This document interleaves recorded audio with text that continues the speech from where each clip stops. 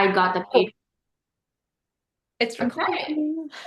Hello, everybody. We are back for another little video discussion call. Kind of jumping off of our last topic that we discussed, we started to get into a little bit of the female cycle and how we started intermittent fasting and kind of aligning foods with our hormones and our bodies. But I don't think I feel like we just skimmed the top, like just the very surface level of it. There's so much more in depth. And so Gemma and I kind of wanted to go a little bit more into our own experiences with food sensitivities and how it impacted us during that time and after, or even currently, and kind of how our bodies like respond to foods now and what decisions we make around meals when we eat them and why we make those decisions. So, welcome. I'm so excited to talk again. Yes, me I too. feel like we did skim over last time what the actual tangibles are of eating according to your cycle. Yeah. And you made a few really good points about you just applied the general food rules. Hmm. You just applied like what are the hormone healthy or hormone friendly foods into your general diet, and you had your macros planned out without adjusting your macros according to your cycle. You just did like the first level for a while of just the basic um, ingredient swaps, essentially. Hmm. Like probably like the sweet potato Hmm. probably was one of them. Because I remember in the beginning, you're like, oh my God, I get to eat sweet potatoes. These are so good. You would like air fry them and do little Yeah. things with them. It probably was the sweet potatoes and like different, maybe the rice or something. And maybe I think it was mostly like the fruits and the vegetables that would And the switch up. berries. Yeah, Yeah, yeah. because you can Like have different so berries. many. Yeah, I remember I was thinking about that the other day. All the I fruit. remember, yeah, that initial switch, you were like freaking out. I'm like, Michaela would freak out having more berries. Because then bodybuilding, we're like, have 200 grams of pineapple. And it's just like this little tiny scoop of pineapple. And you're like, I want more. But then Yeah. with like the hormone aligned meals, you can literally have all pineapple for your carbohydrates, and you're literally eating an entire pineapple. But then you're like, wow, I'm hydrated, I'm satiated, like everything feels so good. Yeah. No, it's true. Yeah. So um I don't know if you want to just dive into talking about that, I guess, like how the foods. I mean, I don't you and I both have some you have food allergies, right? Or not really? Yeah, I started with it was, I mean, in general, I don't touch gluten. I don't eat like grains, but dairy was my biggest allergen before. But the year that you and I started working together on like aligning our hormones was the year I started listening to like raw milk podcasts and like learning about the benefits of raw milk. And I was like violently allergic to milk and lactose. I was drinking oat milk a lot, and that was probably hurting my body way more than helping it. But I wanted my lattes, my cappuccinos and stuff. But when I started like I heard about the benefits of raw milk, so I started to drink like little like quarter cups at a time because I was so scared. Like it would literally be a sip of an ingredient in something, and I would just react really bad. Yeah. Um, and now like slowly I built up, and now I handle I handle dairy really well, but I only drink raw milk. I don't drink processed milk. Even at my local coffee shop, they take my raw milk. So they're like, oh, we'll use a different pitcher and we'll just make you your raw Awesome. milk. And everybody who has tried it, they're like, literally can't go back because it's like creamy and sweet and smooth, and it's just this whole other flavor to a regular coffee that you just can't get with processed milk because all the butteriness is pasteurized and heated out of the milk. That's so interesting. We need to do another topic or another video on this because I feel like so I have the same I wouldn't say I'm fully allergic to dairy, Hmm. but I always have felt weird when I drank just regular milk. Like if I have like a latte with whole Hmm. milk, I won't feel good. Yeah. And that's been since I feel like maybe when I was right out of high school, so a long time. but like I can kind of handle some cheeses and like ice cream and stuff is okay in moderation. I don't have it every For day, sure. obviously. Cottage cheese and like yogurt, I'm usually fine with like Greek yogurt. But anyways, I wanted to say that it's interesting because when I visited you a couple years ago, I Mhm. remember I tried the raw milk. I don't know if it's from the same place you're getting it from now. Probably the same place. If you came here, then it's the same place. Yeah, and it was good, but like my face, okay, I don't know. I didn't feel great after having it. Like my face Oh, felt hot.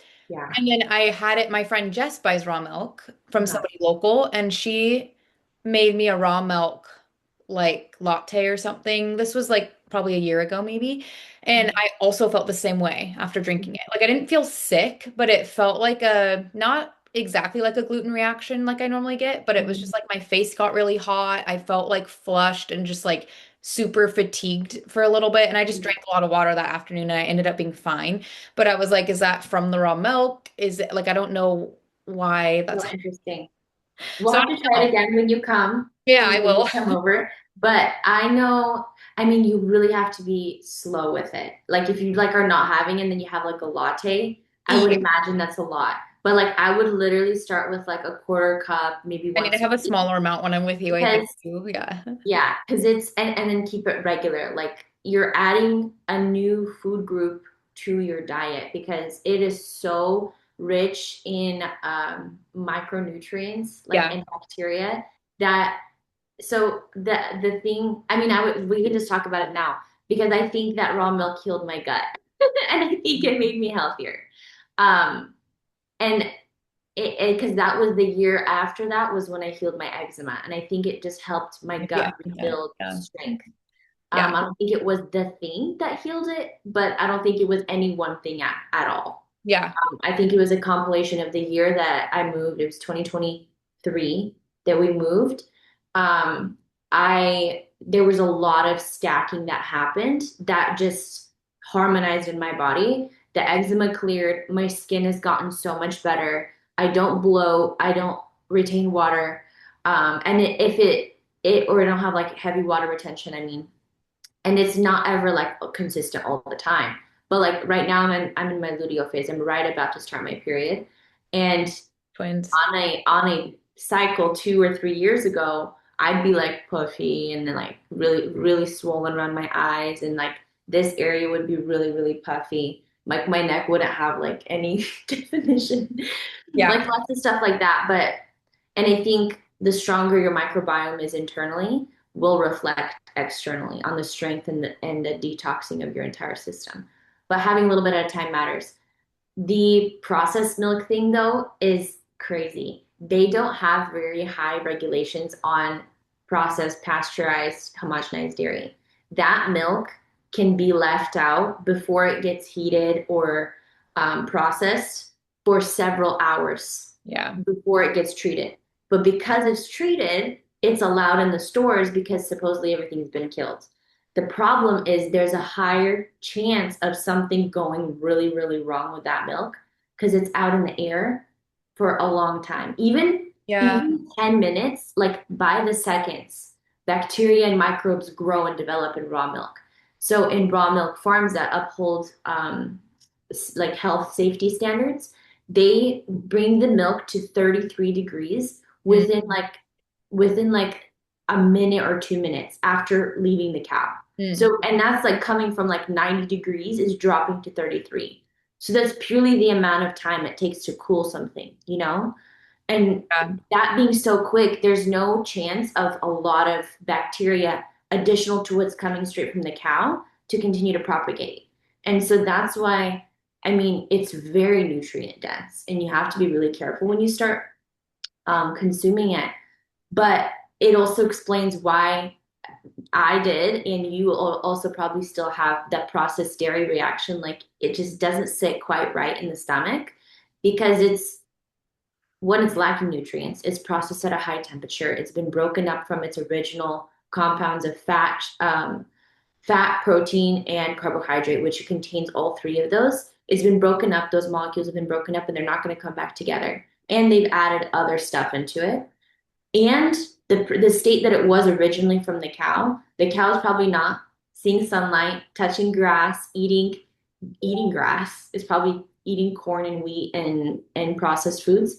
And the milk was milk from a cow that was in those conditions, and the milk was then left out or not cooled completely. And that creates a much higher risk on the body that's supposed to consume it afterwards. Like a calf wouldn't consume its mother's milk hours after it was let out of the mother.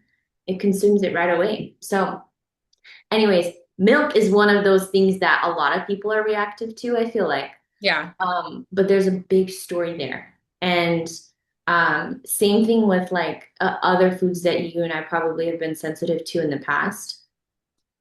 Um, it's not because the food is bad. It's typically because of how it's grown or how it's prepared, Yeah. or eating that food at the wrong time of our cycle can not be of the greatest service to us, or we'll experience that discomfort. Yeah. I think yeah, it's really interesting. Like I want to learn more about raw milk because Owen actually brought it up to me recently. He's wanting to try it. Ah, It was yeah, it was kind of cute. He like brought it up. He's like, "Oh, I'm kind of interested in actually like trying it." He's like, "You should ask Jess if she knows like where she gets hers from locally." And I'm like, "Yeah, I will." So I reached out to her and I'm gonna wait for her to send me the gal's contact that she gets it from. But yeah, um I'll share the podcast with you. yeah. There's, it's like growing information. I've listened to a few of them, and I'm like, each Yeah, yeah, time yeah. pieces It, connect, and I'm yeah. like, oh my God, that's why it didn't, it never worked for me. It just hurt me for so long. Yeah. Yeah. But anyways, food sensitivities, other food sensitivities. I don't know if you've talked a little bit on here to everyone about you having because you've had psoriasis, right? Eczema, And eczema. eczema. Okay. I Eczema. mean, probably both. You've talked a little bit For about, how long yeah, I yeah. had it. Yeah. Yeah, And I mean, that's a whole nother topic too of how you've healed your gut with that. yeah. But as far as Chronic food eczema. sensitivities go with like, well, yeah, I can't have gluten. I mean, I haven't been able to have it for a long time, I feel like. If I do, I feel unwell. Um, And that's fine. Like, I feel like it's not hard to live life without eating gluten. I feel like people think that it's difficult, and I don't. But you also do yourself a service by avoiding it. I think that's something people don't talk about. Like, if Yeah, you're allergic to it or like you're sensitive to it, you're doing your body a service by not having it, because you're giving yourself energy that would otherwise be depleted to process this thing that your body doesn't agree with. it's true. So And like, yeah. and it's not like I'm so disciplined and whatever. It's like, no, I just like feeling good. So I'm not gonna eat it. Well, yeah, because I mean, everyone's different, right? Like, my gluten sensitivity is a little weird because, like, people always assume, which they're correct in assuming, well, they're correct to assume this, but it's not correct in my experience is I normally don't like people think like, oh, you probably get stomach issues or you get super bloated when you have gluten. And that doesn't really happen to me. Like maybe I'll have a little bit of bloating, but it's mostly all like brain fog, joint pain, like headache, like migraine type of headache. That's how I feel if I Yeah, eat it. And yeah. so I just don't eat it. Like because when I feel that way, I literally have to like lay down, drink water, literally basically go to sleep or something for me to like feel Regulate better. yourself, yeah, and then Yeah, avoid that it's state. See, but awful. it would also stop your life for a few hours. Yes. And so it's like that is why. But then I understand there's other, like there's times when I know there was a week where I was having more dairy than normal, like cheese and wasn't the healthiest kind of cheese or whatever. And it's like tastes so good and my stomach doesn't necessarily hurt, but like my face maybe would break out a little more or I just noticed like maybe I had a little bit more bloating and I'm like, okay, I don't really need to be adding this cheese into my diet. Like I'm just having it because it tastes good. But I was like, I feel like I should have in that case more discipline because I know that I Yeah, could feel better if I don't have it. And so I can see where people because I don't know, I'm sure you've met a lot of people who have been like, oh yeah, like I can't have that, but like I'm gonna have it anyways. And you're like, wait, what? Like your right. body's allergic to that, You but know, you're supposed to I feel know I'm not supposed to have this, but I'm gonna have it just to treat myself. I'm like, that's yeah. not a treat. You're punishing yourself. You're hurting yourself Yes. And willingly. that always has like baffled me. Like when I've just run into people who are allergic to dairy or gluten and they're like, "Oh, well, I'm still going to eat it anyways." And I'm like, "But you're not going to like you're going to feel sick though." Like that's yeah, I don't know. I just think Yeah, in my brain I'm like, "Nope, I'm allergic to gluten, so like I just don't eat it like ever." and And if you're I do, it's better on for it. accident. What? Yeah, yeah. Yeah. I totally agree with you, and I think that's that's a discipline that came a little bit before bodybuilding for me. And it's persisted. So it's been probably like 7 or 8 years that Yeah. I don't eat. My first cheat meal in bodybuilding was a cheese pizza, and I have never felt worse in my life. Like it was horrible. I don't Oh, know why I made that decision. I think it was a lot of that bodybuilding community influence of like, eat a burger, eat a cheese pizza. I'm like, it's so to me American, and I'm like, I just want to eat a home cooked meal that like is so good. And my family has all the time, like potatoes and steak and salad and just like yeah. these Russian dishes and whatever that are just so good, but they're not on my meal plan. But that was a funny moment because it had dairy, the Yeah. cheese, and it had horrible gluten, and I just like inflamed so bad. But that was my eczema. The eczema I dealt with since I was 7 years old until I was like 22-ish, was my barometer of my inflammation. I would get bloated and I would get fatigued. Yeah. But I would ignore the fatigue and the bloating. I struggled with bloating all throughout bodybuilding. Like Yeah. there was times where I was very lean but bloated, and it was like so very self-conscious experience to me. Mm. Now I don't experience any more bloating. Like I truly don't, unless I'm like eating something so out of the ordinary, like I'm eating out or eating at dinner Yeah. somewhere else and people are using ingredients I'm not used to. And I think that's just a microbiome shift that's pretty typical. Like if you literally eat food groups beyond your regular comfort zone, your body's gonna be like, what is this? You know, it'll have a little freak out moment, but it wasn't like fatigue. It's not like it doesn't need to be fatigue. The fatigue and the inflammation is what was my barometers back when I had eczema. Yeah. And dairy was always something that inflamed it, and gluten was always something that inflamed it. It's really hard to get away from gluten in my house because my dad makes the best sourdough bread. Yeah. I So bet. I definitely still have it, but it's not my friend. I don't It, have like a really terrible reaction to it, but I just feel slower in my body and my yeah. mind for Yeah. sure. And that's good that you're in tune with that because that was the last time I accidentally ate gluten. Um, it was like, I don't know, it was over a year ago. It was when Owen and I, or maybe it was 2 years ago when Owen and I were dating, and his mom is always making sourdough. Mm. And she made it sourdough, and we were gonna go to the gym. And I'm like, ooh, I want like a slice right before the gym, like pre-workout carb, whatever. And I ate it, and I knew I wasn't supposed to because I'm like, I know this has gluten in it, but I was like, but I've heard sourdough if it's fermented, blah blah blah, maybe I'll feel okay. Like I don't know. So first, I think I had half a slice, and obviously it tasted amazing. So of course I had to finish the other half, and It then tastes good, I'll be yeah. fine. And then, of course, within like 30 minutes, this happens. Like, I started to get a headache. We went to the gym. I still worked out, but during my workout, I had like a raging, pounding headache. My joints hurt. I felt super sluggish and tired. And I remember like going up to Owen and being like, I think that I'm having a gluten reaction right now because like I really don't think I could have that bread. He's like, well, you literally said you shouldn't have it. I'm like, I know. And I just wasn't sure if I I could should make have it. it sick.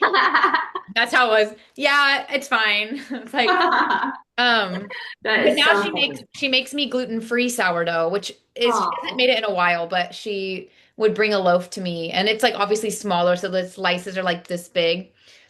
So yummy though. so good. That was really sweet of her, and that doesn't make me sick, obviously. But so, anyways, all of that to say, it's sad when I know there's some people who can have it and they are allergic to gluten or have a sensitivity to gluten and they're okay with sourdough. They do better, In yeah. that case, I am But not. I think looking at the inflammation in your body is really important.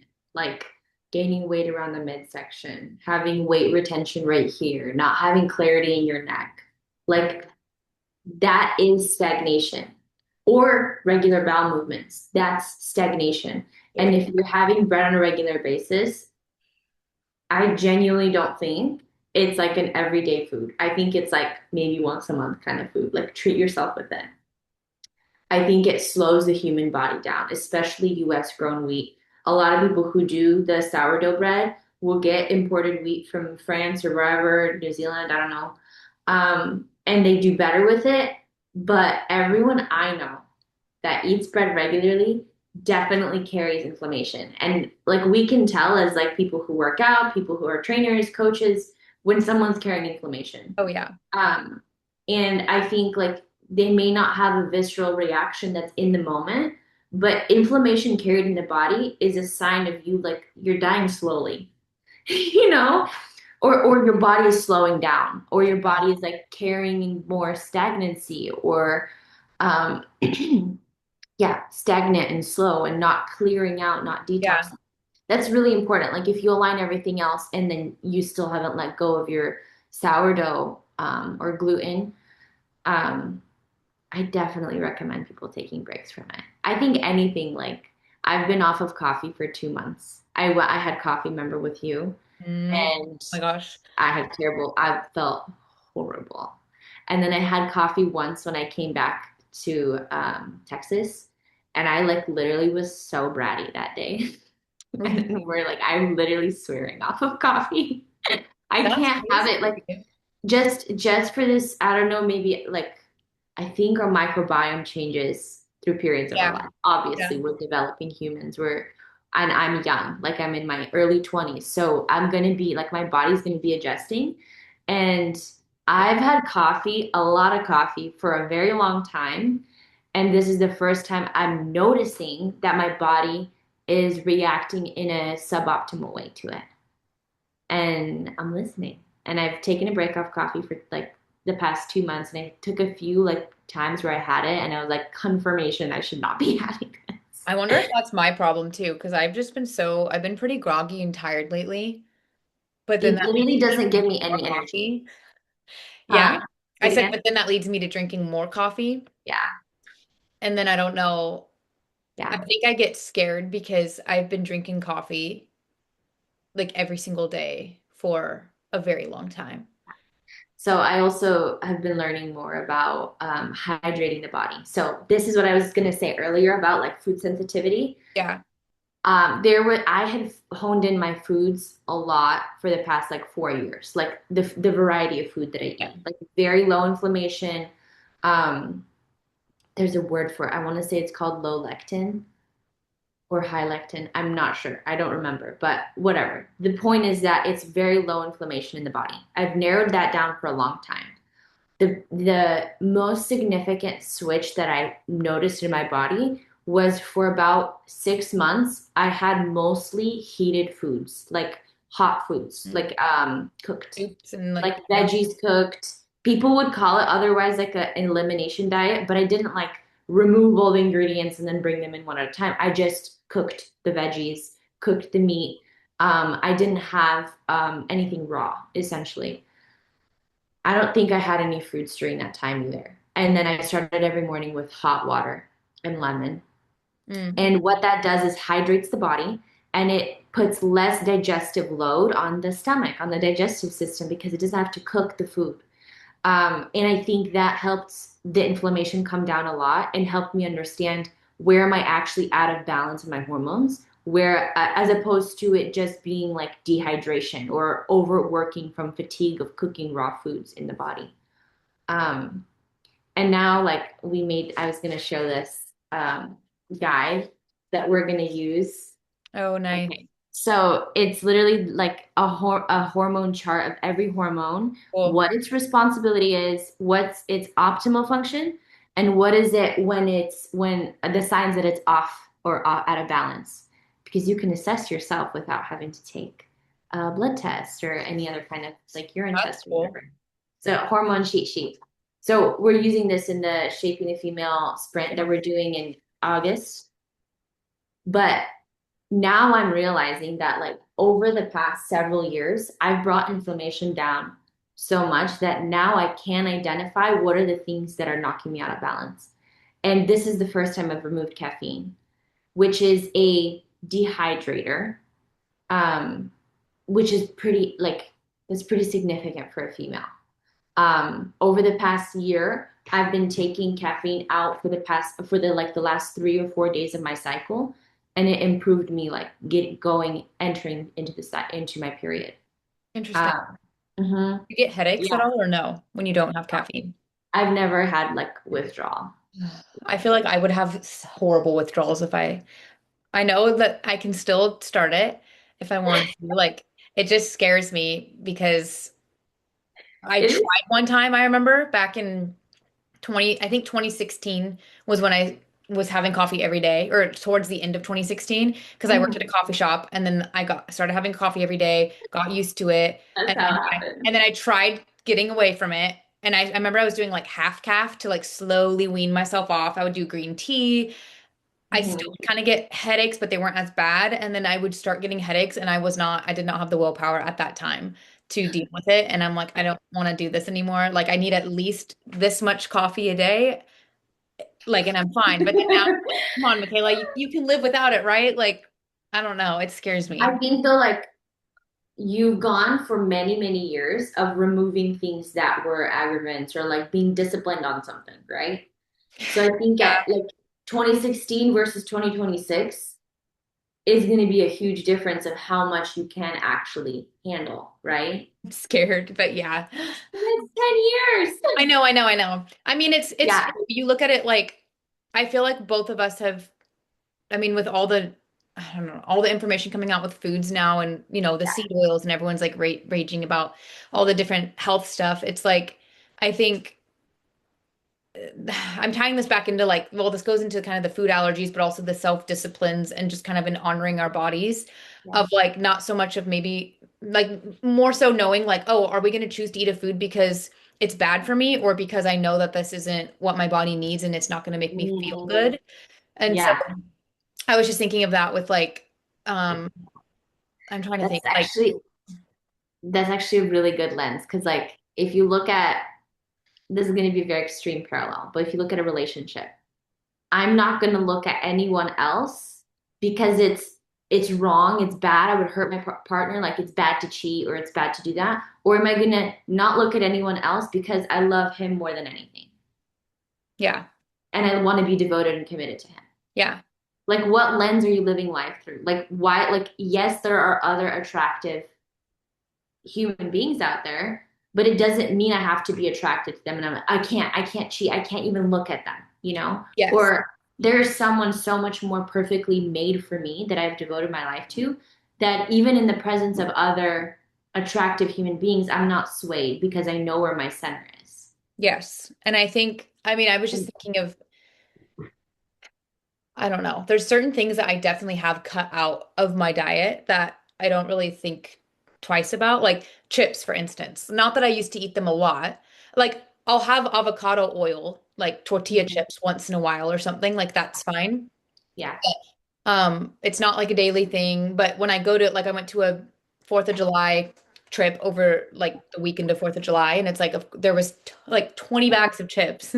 Like, I eh, know. Like, why is that a main food item at parties? well, yeah, it's I don't know. I mean, we had great food, don't worry. Owen and I brought like a bunch of bacon from his uncle's farm. Well, he had a bunch of we bought a bunch of meat from his uncle. And so we cooked up, we made like breakfast burritos for everybody. So we had a bunch of other meat from his uncle. And then we had like avocados that we sliced up, and it was super yummy. Yeah. But outside of that, like they had a bunch of chips and stuff. And I didn't have chips at all. I don't think that whole weekend. I don't think I touched a chip. And like if, there was a couple times where it's like tempting where I'm like, ooh, it sounds kind of nice to have like a handful of chips. But then I'm like, okay, but like, do I really need to fill my like I brought my own like snack in the afternoon. I had my berries, my cottage cheese or yogurt or whatever I brought. And I ate like dinner. We had like what they make like pulled pork like sandwiches or something like that was really yummy.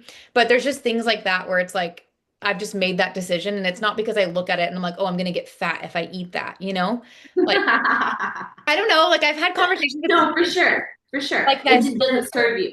But It's like that's the whole like, yeah. are you gonna look at it in a negligent or like a negative way of like, I'm gonna get fat if I eat that, or it doesn't serve me, I have bigger plans. And that's what it is. It's like You that know, mental. that's just a conversation. It's a narrative, two narratives. Yes. Yeah. And so I think there's different ways to look at it, but there's just with different foods, So it's funny. like in eating better, it's like I do only eat, like you said earlier, that you've kind of narrowed down your food, like like what kinds of foods you eat and how, whatever, all the, food groups that you eat from. Right. It's like, Right. I feel like I've kind of done the same thing. I eat a lot of the same, um, something just popped up. Oh, There's definitely still a lot of variety though. I wouldn't say like I'm limited in my foods at all. Like no. even on a like I listen to this years ago of how important it is to eat like 30 different food Yes, groups I per remember you week, telling me about food this. varieties, microbiome strength, and it signals cravings. Like the reason maybe you don't crave chips is because you have something else crunchy in your diet. Or, but this also goes hand in hand with like food science. When something is salty enough, creamy enough, and has something crunchy, like it hits all of the craving mechanisms in your brain that you can make that really, really healthy Yeah. and not have to eat something deep fried and with like gravy on it or some kind of creamy sauce or cheese, whatever. But you could also have a processed version of the same exact flavor composition of salty, creamy, crunchy. And the same thing with like food variety. Like I have a really massive, like I have my plate right here. It's chicken, Oh. iceberg lettuce, tomatoes, peppers, and homemade mayo. You haven't Our touched this homemade, at all this whole call. Are you hungry? I'd be I like am, but taking I'm gonna little eat it. bites throughout. I can't. I can't. I'm gonna be like, Dude, that's amazing. Just a whole meal sitting on your I desk. had like a little, like I had like a protein snack right before, so I didn't. I'm not like crazy hungry. Yeah, okay. But the point is that like even in our mayo, we make mayo at home. It's like Oh uh, yeah. uh, eggs, oil, which is like sunflower oil, non-processed. We do like horseradish in there, Yum. mustard. Like there's so many really rich, different food groups that you wouldn't just put on your plate. But when they're mixed together in like a sauce or like the spices that we use on our chicken or the oil that we cook our chicken in or we put red onions in there, it creates like I'm easily getting my 30 food groups a week. Like maybe I'm probably hitting like 80. You know, like That's I'm awesome. doing so many different foods that contributes to gut strength. So what we talked about earlier, I think the biggest thing when we you and I started to both understand the hormone healthy food world. It's not a limited profile and it doesn't necessarily have to change drastically through the month. Like if No. my body doesn't really agree well with rice or potatoes, like it slows me down like crazy. So I will typically go for fruit. Yeah. Um, even in my luteal phase. Like I feel so much heavier and I don't like feeling heavy. Yeah. So I for think that's the thing that I've learned for myself. And now for another person, like you love potatoes and you love doing rice. I Um, do. yeah, but I think also, I mean, that comes with understanding, like, I think I had really bad in like I think I had insulin resistance at one point because of going through certain things in bodybuilding and then my eczema journey and thyroid issues and stuff. I think I had a certain version of that. So like the build up to stronger complex carbohydrates is going to be slower and it might take a longer time. But having that perspective, having all of my variety of food, it's not a tough journey. And then I know what serves me. I know like the gluten doesn't serve me. The even high amounts of dairy don't serve me. Yeah. Right now, coffee doesn't serve me. And I'm not like, oh, I just need a cup of coffee, you know? I have matcha. I freaking love matcha now. I never Hilarious. thought I would say that. But Yeah, we that's get really crazy. good matcha and it's delicious. Um, I think that's why the female, like the hormone food plan is so nice with like, yeah, maybe the food, like some of the foods change a little bit, like we talked about, but more so it's the macro distribution or the amounts you have that change. I think what Yeah, has made it nice is, or reduce so much inflammation is in the menstrual follicular, you don't consume as much carbs anyways. yeah, Or at least like when I'm in that phase, it's like most meals are just some type, like obviously a good amount of fiber, vegetable, something with like yeah, protein and then a lot of fats. And yeah, so most meals aren't like containing potatoes or rice. If it is, maybe it's like 2 or 3 ounce, barely anything, like of like a little bit yeah. of sweet potato or something with it. But it's and then you feel lighter and leaner. I don't know. I just feel like through the phases, I just felt so like snatched almost on my period. I was like, oh, but I wasn't like starving myself. Like, yeah, we were doing intermittent fasting, but it's like I know I'm eating enough food. Like I've shared this on this video before and I've told you this, but my friend Jess had done intermittent fasting years prior. And I remember she got to a point where her hormones were in a really bad place because she was fasting every single day out of the month, which she figured obviously wasn't great, but needed help getting out of that. And so she was able to get out of that and stuff. But I remember when I went into fasting and she was like nervous for me. She's like, "Oh, be careful." And I'm like, "Yeah, I think like I'm only doing it for, X amount of days. And then I incorporate more carbs. And Yeah. then my cycle's Well, been and you were also doing like the most minimal, like 17 hours Yeah, I isn't wasn't even threatening fasting for at that long. all. I say fasting, but I feel like even right now adding that back in, trying to, and it's been Yeah. hard for me. I've been really hungry. It's been hard to stay within the window. Yeah. But when I say fasting, it's like I'm not eating my first meal of the day till like 10 or 11 in the morning, but I wake up at like 6 and then Right. Yeah. trying to stop eating foods by 8 p.m. Sometimes it's a little bit after that. Yeah. But yes, there's been times when I've waited till 11 o'clock. That's probably more ideal, 11 a.m. or 12 to consume the first meal of the day. Um, it can get tricky sometimes with my schedule, but that's something I need to figure out for myself. Anyway, Yeah. I'm definitely, it's a lot easier for me to have a meal at like 10 a.m., yes, maybe earlier than that. yes, Maybe have a middle meal, but yeah. I typically just have two meals. Like that's been my staple for a couple years now. Good for you, What? but 2 meals is crazy still to me. I have to have at least three. That's better than six. It is. Hey, but we're both making progress. And but that's not to say I'm not having a snack sometimes, like snack Well, and yeah, um and then an evening meal, but it's not later than like 5 or 6. Like it's really rare that I have a meal like 8 o'clock. It's like last night I had a meal pretty late, but that was like with family. So that's like the cheat, that's the metabolic yeah, flexibility. yeah, yeah, yeah, yeah. But Well, it's also not the same all throughout the month. This is we're talking about though fasting according to the cycle. And we know after years of practice what's safe for us to do. But again, like you said last time, you didn't do the fasting for a long time until you got used to the diversity of the foods, saw how they lowered the inflammation of your body, your digestive system agreed. You're like, because after bodybuilding, you introduced a lot of variety into your good. system, and that takes some time for the microbiome to adjust to new foods. That's why, like on an elimination diet, you only introduce one ingredient at a time for like a couple weeks Yeah, because the body takes time to respond and to regulate and then assimilate. And now you're like, okay, now a new food. This is not that extreme at all. And I think this is why eating according to your cycle is so sustainable because it's easy.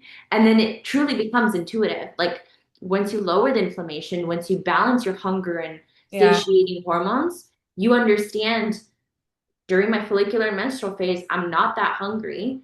And it feels good to eat lower carbohydrate foods yes. and you can go through that entire process just having a food list, not doing your macros, not knowing which It's which true. nutrients to come up higher or lower. Yeah. You'll get it. Like it's truly so easy. Yeah, it truly is. It's, yeah, because there's been seasons where I haven't really tracked as much and I've just kind of eyeballed things and like it's been fine. And even right now I am actually tracking again. Sometimes some days I don't fully track. I kind of just eyeball or kind of just gauge or I'll measure, but I'll gauge like, okay, yeah, like but but yeah, it's true. Like once you get into that, you're like, oh yeah, I can have like you have that flexibility too. Like, oh, do I want a salad or do I want roasted veggies or do I want both? Do I want to add this to this? Like it's just a little more fun, It's not always It like you have to is. have broccoli at every meal. It's like no, you can make fun recipes. Like, oh, you have this much fat in your like diet. Oh yeah, you can make like I don't know, you can cook with your oils. You can use avocado, like all the different fats, butter, and like makes things 10 times better. Okay, it says we have less than a minute, by the way. Um, Well, that anyway, was great. that was I Can't wait to just see that. you in September. Yes. Guys, I'm So visiting them. close. Well, she's coming in I September. think we're gonna have time to do an in-person podcast. We should. Do you have a mic? Yeah, I'll bring both my mics because you gave me yours last time. Oh, yeah, that's right. I did give you. I forgot about that. I'll bring them both and we'll see what we can do. Okay, cool. Okay, well, we'll be posting this video hopefully this week. Yes. But okay, sounds good. Great. See you guys Love later. you. Love you.